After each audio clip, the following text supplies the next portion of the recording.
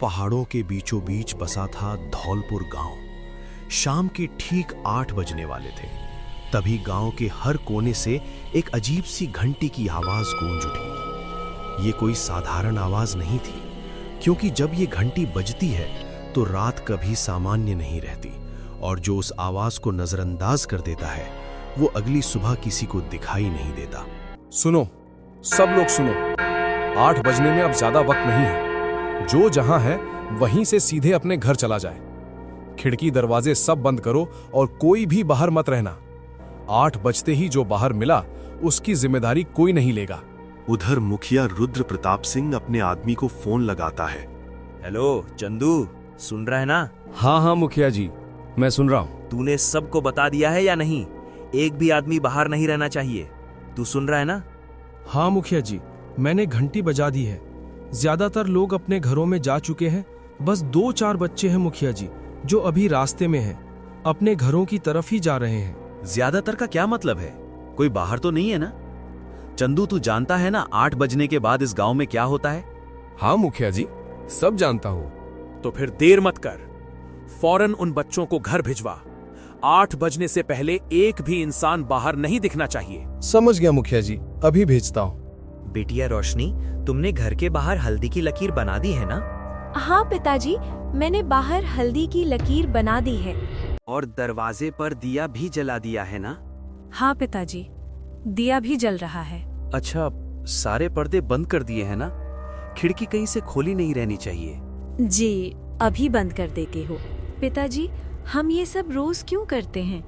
हल्दी की लकीर, दिया, पर्दे, आखिर ये सब किससे बचने के लिए? बिटिया, ये सब हमारी सुरक्षा के लिए है।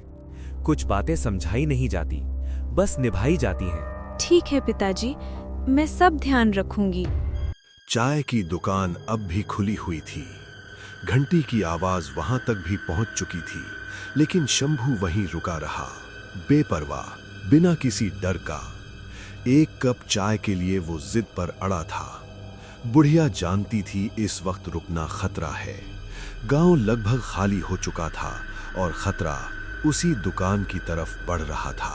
अरे अम्मा, जरा एक कप चाय पिला दे। इतनी क्या जल्दी मचा रखी है? अरे बावले, भाग जा यहाँ से, 8 बजने वाले हैं। इस वक्त दुकान पर रुकना ठीक नहीं। अरे बुढ़िया, तू भी ना शांत रह। मैं इन सब बातों को नहीं मानता। मत मान, लेकिन याद कर, पिछले महीने हरिया कहाँ गया, जो 8 बजे के बाद घर से बाहर था, जो अपने बेटे का इलाज करवा कर लौट रहा था।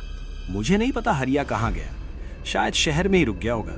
मेरी बात मान, अभी तुम घर जा, जल्दी यहाँ से, और घर पहुँचते ही दरवाजे पर हल्दी की लकीर बना लेना और एक दिया भी जरूर जला देना। अरे बुढ़िया, तुम्हारा दिमाग खराब हो गया है क्या? तू ये सब मुझे क्यों सुना रही है? पूरा गांव गहरी खामोशी में डूब चुका था। हर घर की खिड़कियां बंद थीं, दरवाजों पर दियों की लौ कांप रही थी और हल्दी की पीली लकीरें अंधेरे में चमक रही थीं। रोशनी अपने कमरे में थी। उसने सब कुछ वैसा ही किया था जैसा कहा गया था। फिर भी उसके मन में डर था। ये सब क्यों? किससे बचने के लिए? तभी खिड़की पर एक धीमी दस्तक हुई और उसी पल ऐसा लगा जैसी रोशनी की सांसें थम गई हों। रोशनी खिड़की के पास पहुंची और बाहर झांका। चांदनी में उसे एक विचित्र साया दिखाई दिया। वही चेहरा, वही आंखें। तभी वह समझ गई, खटखटाने वाला कोई और नहीं, उसकी मां थी, जो महीनों पहले रहस्यमय तरीके से गायब हो चुकी थी। रोशनी भावुक हो चुकी थी। माँ, आप इतनी रात में बाहर क्यों खड़ी हो? आपको ठंड लग रही होगी, अंदर क्यों नहीं आई? बेटा, दरवाजा खोल, बाहर बहुत डर लग रहा है मुझे। ठंड से पूरा शरीर कांप रहा है मेरी बेटी, मुझे बहुत ठंड लग रही है। मैं यहाँ अकेली खड़ी हूँ, जल्दी दरवाजा खोल दे रोशनी, अपनी माँ को बाहर मत छोड़। माँ, आप इतने दिनों से कहाँ थी? हम सब आपको बहुत ढूंढ रहे थे। पिताजी रोज आपकी बात करते थे। माँ, सच बताइए, आप कहाँ चली गई थी? रोशनी दरवाजे की ओर बढ़ ही रही थी कि तभी उसे पापा की कही एक बात याद आ गई, एक ऐसी चेतावनी जिसे कभी नजरअंदाज नहीं किया जाना चाहिए। उसकी चाल धीमी पड़ गई और दिल की धड़कनें अचानक तेज हो गईं। सिर्फ एक हफ्ता ही तो हुआ था जब उन्होंने रोशनी को बहुत प्यार से समझाया था हर शब्द में चिंता छुपी थी, जैसे उन्हें पहले से ही किसी अनहोनी का अंदेशा हो। रोशनी बेटा, ध्यान से सुन ले मेरी बात। 7 बजने के बाद कभी भी दरवाजा मत खोलना। लेकिन पिताजी, अगर बाहर कोई सच में मुसीबत में हुआ तो? उस वक्त बाहर कोई इंसान नहीं होता बेटिया। जो आवाज आए वो इंसानों की नहीं होती। और अगर दरवाजा खुलवाने वाली तेरी माँ भी हो तब भी दरवाजा नहीं खोलना। वो नाम, चेहरा, आवाज, ये सब धोखा होता है। 7 बजे के बाद जो भी बाहर हो वो इंसान नहीं होता। तो फिर हमें क्या करना चाहिए पिताजी? निश्चित होकर चुप रहना और दरवाजा बंद रखना और सुबह होने का इंतजार करना, यही सबसे बड़ी समझदारी है। माँ, पिताजी ने मना किया है। इस वक्त दरवाजा खोलने से साफ मना किया है। मैं अभी दरवाजा नहीं खोल सकती। क्यों रोशनी बिटिया, क्या हुआ है? क्या तुझे अपनी माँ पर भरोसा नहीं है?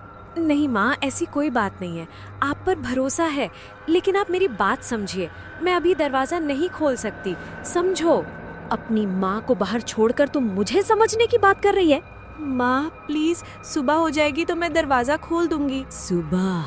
अगर तूने अभी दरवाजा नहीं खोला ना रोशनी, तो याद रखना ये दरवाजा हमेशा के लिए बंद हो जाएगा।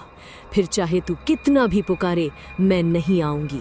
अगर तूने दरवाजा नहीं खोला रोशनी, तो तुम्हें इसका भारी नुकसान उठाना पड़ेगा। रोशनी के भीतर डर उमड़ पड़ा। उसने झट से पर्दे बंद किए और बिना पलटे अपने पापा के कमरे की ओर दौड़ पड़ी। पीछे कहीं से एक ठंडी सी आहट आई और उसके कदम और तेज हो गए। सूरज निकल चुका था। रात का डर अब रोशनी में बदल रहा था। रुद्र प्रताप सिंह जब अपने कमरे से बाहर आए तो देखा रोशनी पहले से ही घर के बरामदे में बैठी थी। उसकी आंखों में रात भर की थकान थी।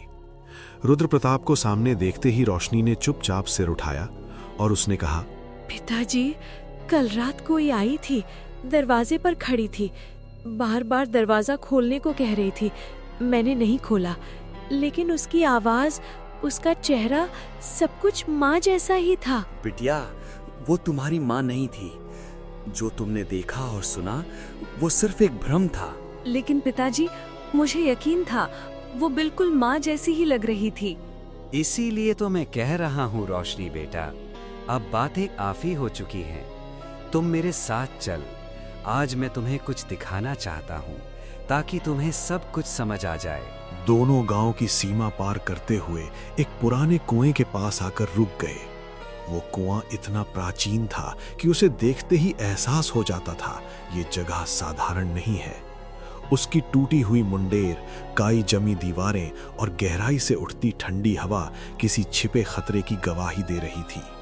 ऐसा प्रतीत होता था मानो उस कुएं की अथाह गहराइयों में न जाने कितने अनकहे राज दफन हों।